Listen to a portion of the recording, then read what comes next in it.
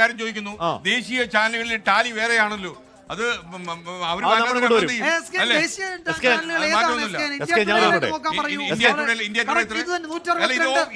നോക്കാൻ പറ്റുമോ?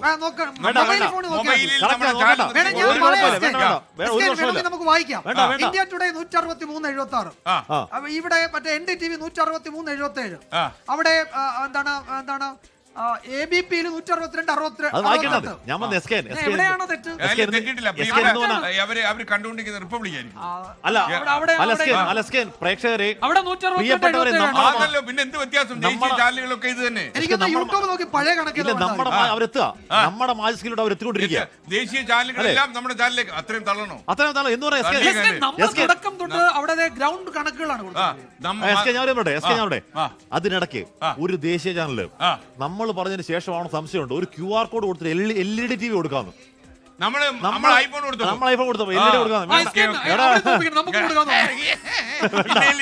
ഇവിടെ പണിപാളി ഇരിക്കുക. പണിയാകെ പാളി.